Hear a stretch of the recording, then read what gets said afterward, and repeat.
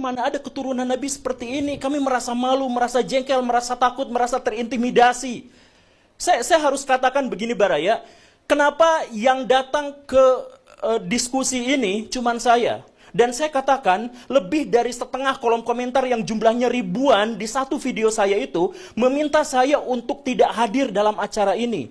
Kenapa? Saya mohon maaf. Dalam konteks ini, pihak Robitoh Alawiyah gagal untuk menyampaikan keamanannya kepada orang lain. Pihak orang-orang dari kalangan habaib gagal untuk menunjukkan bahwa kami itu baik, rahmatan lil alamin, soleh, tulus, ikhlas, baik hati, siap mentraktir. Gagal untuk menyampaikan itu ke publik, karena yang ditampilkan itu apa? Kekerasan atas nama habaib, bahwa kami itu boleh melakukan persekusi. Bahkan Pak Habib Bahar bin Smith di pengadilan, ketika beliau sedang diadili, kemudian ada saksi, dan kemudian beliau mengatakan, kamu tahu nggak siapa saya? Saya adalah keturunan Nabi. Kalau kakek saya begini, kamu tahu kakek saya seperti ini, kenapa kamu memberatkan? Kamu membuat kesaksian yang memberatkan pada saya. Itu kan sebenarnya menyakiti kaum muslimin. Karena ada orang yang melakukan kekerasan atas nama Nabi, diadili, tapi minta privilege. Siapa yang melakukan itu? Golongan habaib. Kalau misalkan kemudian tiba-tiba muncul bahwa kami sekarang sedang diadu domba antara kelompok ini dengan kelompok itu, bukan. Mungkin ada adu domba, tapi itu belakangan.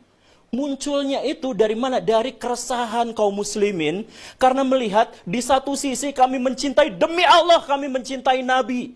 Dan wujud dari kecintaan kami terhadap Nabi adalah kami tidak akan mau menisbatkan kekerasan, kejahatan, dan kontroversi terhadap orang-orang yang mengklaim dirinya sebagai keturunan Nabi. Kan masuk akal kan, begitu kan? Pak Habib Bahar yang sangat kontroversial itu, kakinya diciumin oleh santri-santri yang ngantri jalan bebek. Coba rasakan betapa sakit hati dan marahnya kaum muslimin. Coba kita misalkan bisa melihat dari berbagai perspektif. Misalkan, lihat orang-orang yang biasa orang Islam berdebat dengan orang Kristen, berdebat dengan apa, kan ramai sebenarnya di media sosial. Lihat perdebatan di antara mereka. Dan orang-orang non-muslim bawa-bawa itu. Tuh lihat, buah tidak pernah jatuh jauh dari pohonnya.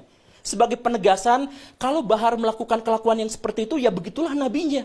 Itu ejekan terhadap kaum muslimin. Kemudian kita melihat misalkan kelompok-kelompok yang lebih radikal, atau kelompok-kelompok yang berpikiran lebih fundamental. Katakanlah kelompok salafi yang kita sebut sebagai wahabi misalkan. Mereka marah, mereka sakit hati. Karena apa? Karena ada orang sujud di depan orang lain atas nama keturunan Nabi. Betapa sakitnya. Coba kita melihat kalangan nasionalis. Kalangan nasionalis, Islam nasionalis, sakit hati. Ketika melihat ada orang keturunan Yaman, kemudian disujudi, diciumi kakinya oleh orang-orang pribumi pesek.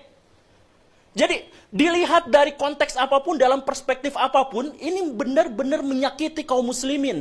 Tapi, kala itu kaum muslimin berpikir bahwa, ya sudahlah, pasrah aja. Kami sakit hati, kami marah, kami pengen sekali untuk mengajak orang ini ke dalam ajaran agama yang benar, katakanlah seperti itu. Ya tapi nggak bisa kan, dia Habib. Dia kan keturunan Nabi. Jadi sebenarnya polemik ini bukan muncul gara-gara Kiai Imad. Bukan muncul gara-gara dipopulerkan oleh saya, Guru Gembul, bukan. Tapi ini adalah akumulasi dari kekesalan dan kemarahan kaum muslimin terhadap apa yang terjadi, yang ditunjukkan oleh beberapa kalangan dari habaib, dari kalangan Ba'alawi. Yang akhirnya membuat kaum muslimin ketika ada lecutan sedikit, ada pembukaan, mereka katakan apa? Alhamdulillah ketika saya sekarang mengkritik Habib Bahar, saya tidak akan kualat karena dia bukan keturunan Nabi.